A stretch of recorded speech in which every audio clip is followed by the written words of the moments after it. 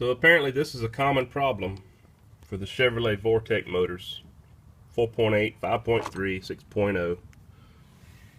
Mine is a 5.3 2000 Chevrolet Z71.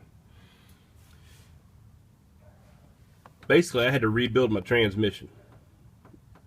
And I had the exhaust studs.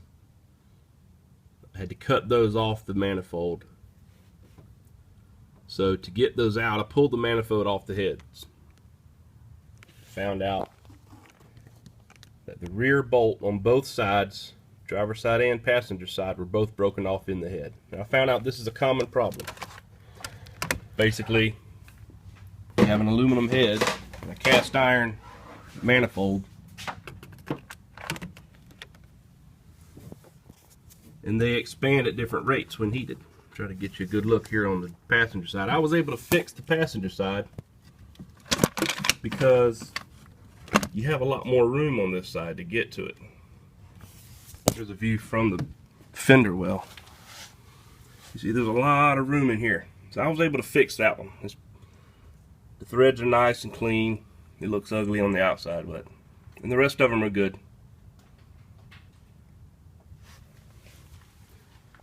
Well, after finding out this is a common problem, I found a company that has a solution for this problem, and they are called Kral Auto Parts, K-R-A-L.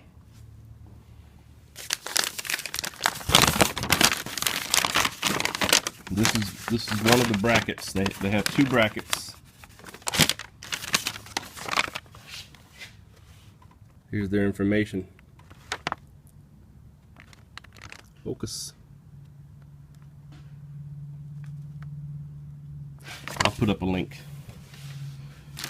So this is the bracket that fixes the driver's side rear or the passenger side front. It works on either side. And they have two different brackets. This is the one I needed. I'm going to fix the other side. They call it the original KAP169. I guess that's Kral Auto Parts. I don't know what the 169 means. Basically, using existing holes in the head, we're going to attach this to the head and then tighten this down onto the exhaust manifold to press it against the head. And that fixes your exhaust leak. This is a permanent fix, according to them, as opposed to having to remove the head to get to that bolt. Because you can see there's just very little room on this side. I guess because you need extra room on that side of the firewall for your steering and all your pedals, assemblies, and stuff like that. But anyway, I'm going to see how easy it is to put this bracket on, and I'm going to try to show you.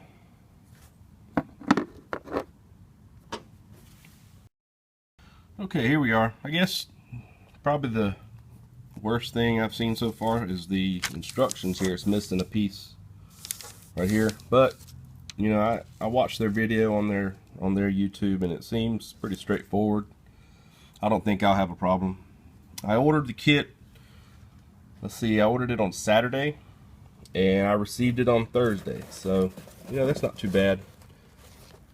If I had called them earlier, they probably could have got it in the mail earlier and I would have got it on Wednesday, but oh well. So the first step here, they say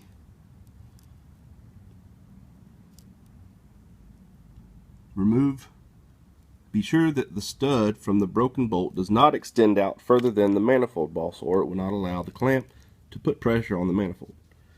If it does, it will only press on the stud. Well, I don't have that problem because mine is broken off flush with the head. It's actually below the head. You can see where I tried to get in there with a 90-degree drill and back it out, but I was unable to do that. It's just so tight in there. So I don't have that problem. So I can skip down. This step will be easier for some people with the vehicle up on safety stands, ramps, or hoist. However, this step may be also done from the top of the motor. I'm on jack stands, I don't have a problem there. If you need to get more room, please see below. From under the vehicle, look up at the driver's side rear cylinder head. You will see 2 drilled threaded bolt holes on the rear of the head. This is where you will be fastening the bracket. See figure 3 on the back. Figure 3. These are the holes they're talking about. I'm going to try to get up under there, see if I can get an angle there with a light so you can see.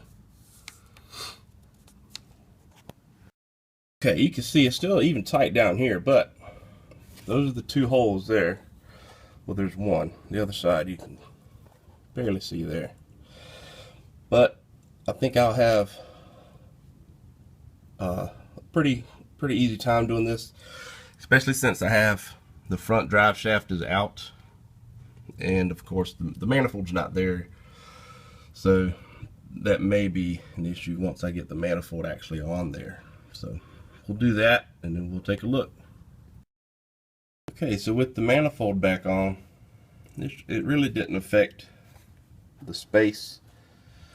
You know, it might affect getting a wrench in there from this side here, but overall I think it's going to be pretty easy. Now I did remove the heat shield on here. There's usually a heat shield attached to those bolts there, and there's one up at the top, so that gives you a little bit extra room, but not much. But I'm going to go ahead and put it on. I don't really have a way to shoot this while I do that, so I'm just going to have to do it, and then I'll show you once I get it installed how it looks. Alright, there it is installed. I tell you, it wasn't really easy. You know, I had to jack up the transmission, which they tell you to do that in the instructions when you need more room. But even with that, there was no way I was going to get a torque wrench to tighten that. They say you're supposed to tighten that front bolt there.